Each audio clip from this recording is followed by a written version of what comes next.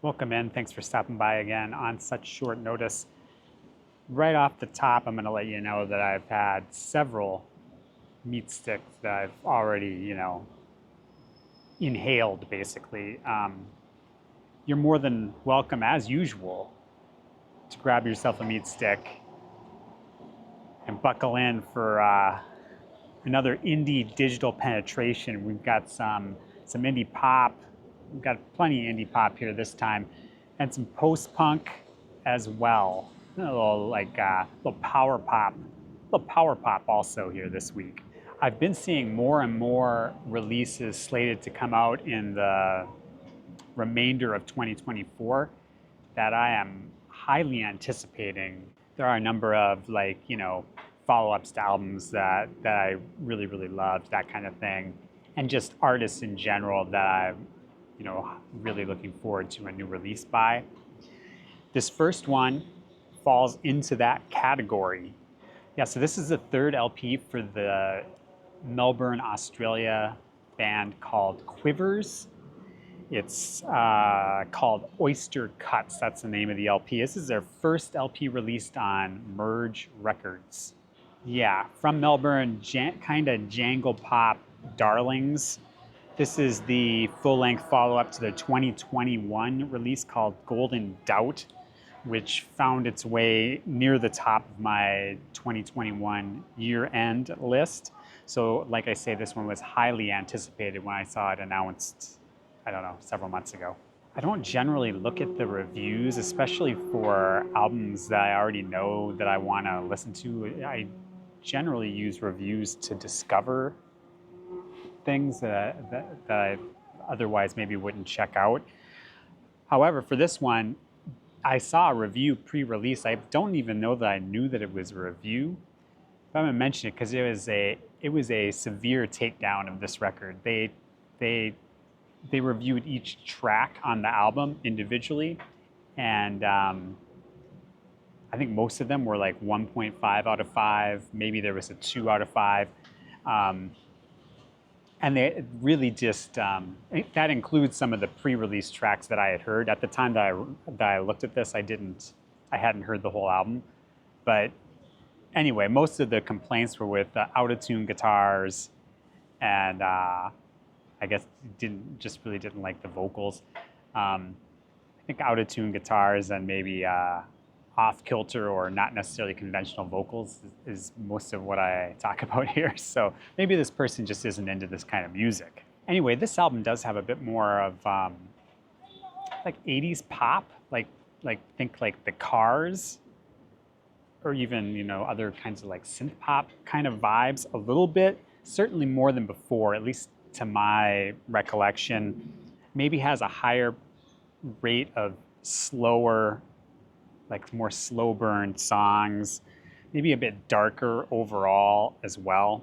It still jangles, still has the lovely boy-girl lead vocals and vocal harmonies that I really love.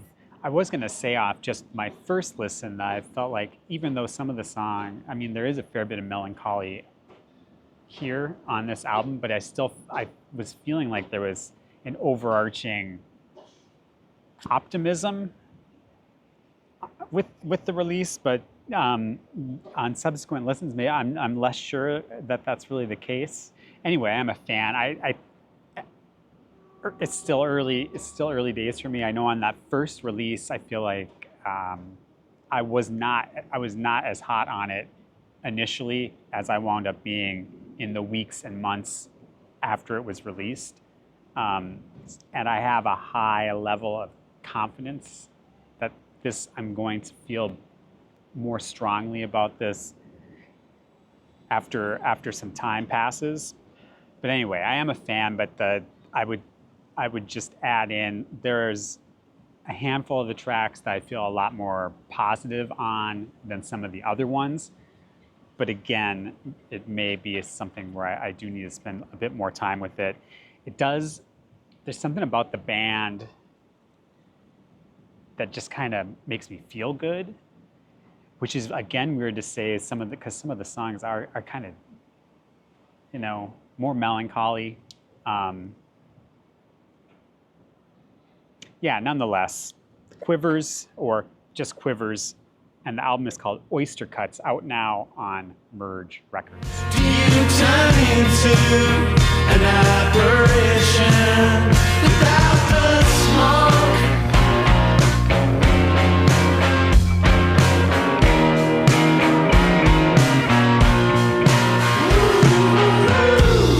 I can hear you loud and clear, but I don't know what you're saying.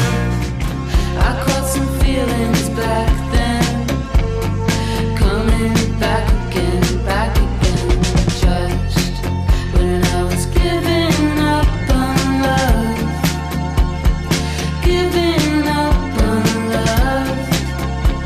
I had a strange suspicion I might have dreamt you up. Next up, we have a debut LP from a band out of Burlington, Vermont. They go by the name Robber. And their debut LP, it's called Wild Guess. They self-released this. It's available on vinyl, but I believe that it's completely self-released. This is arty, noisy post-punk with kind of a layer of distorted, reverby, shoegazy, I would say even guitar, kind of underneath the surface. Has very sharp, melodic female vocals, propulsive, powerful drumming. I gotta think you gotta listen to this loud to, like at high volume to really, to really absorb it. I will say the first couple tracks that open the album almost feel like they're teasing you a little bit. They the tracks almost feel like incomplete songs, but I guess it's almost setting the table for the actual album. I will say that after those first two tracks, the album really, hits its stride pretty quickly. So for me, maybe a bit uneven, especially, like I say, especially initially, but I do think this is a very solid debut release from some post-punk kids out of Vermont called Robber, and the album is Wild Guess.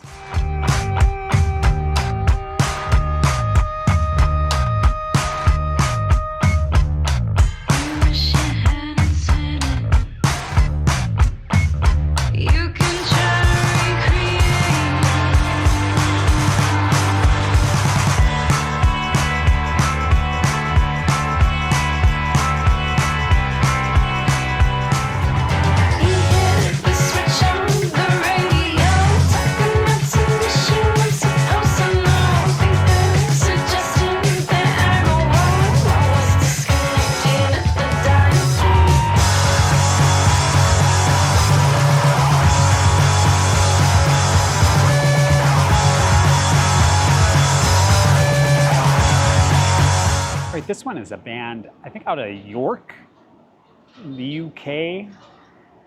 Name of the band is Cowgirl, and the album is called Cutoffs.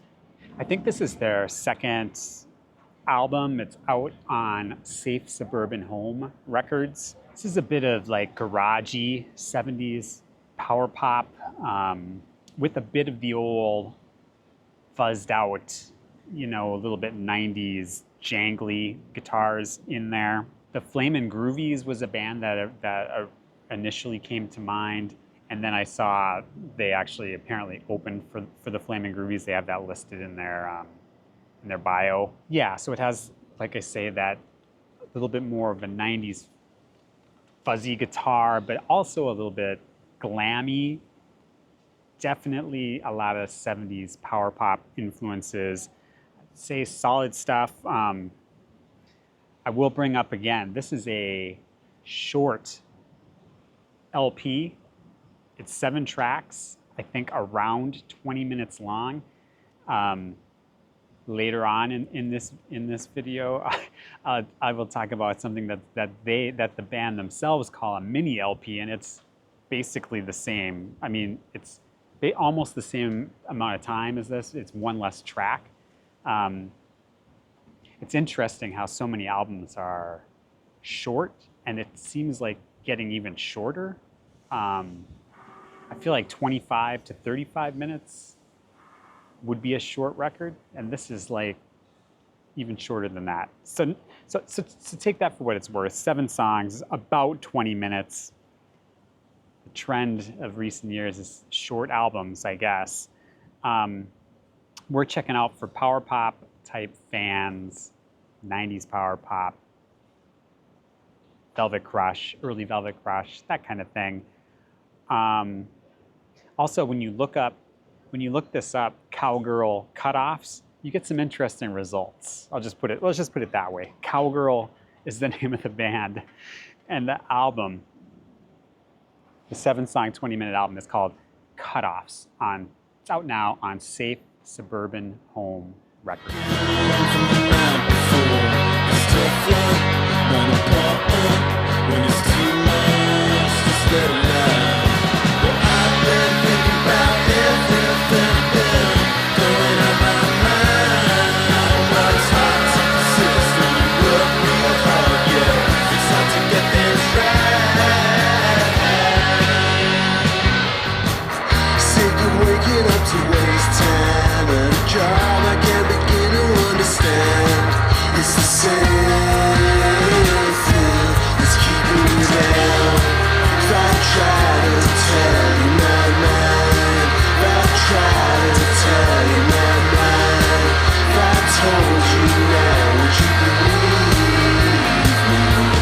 Next, I got something that's been on repeat in heavy rotation for me for a couple weeks now, maybe a few weeks now. This one came out a couple months ago, but I didn't really get into it too much until a few weeks ago, and then it's been just snowballing since. This is a Northern Greek quartet that formed in 2021 called The Secret Postcards. And this release is titled The Way Back, and they're calling this a mini LP. I've seen it referred to as an EP. It's 6 tracks. It is out on a 10-inch on the Greek label called the Old Bad Habits label. Yeah, so many like 80s and 90s indie and underground pop influences can be heard here.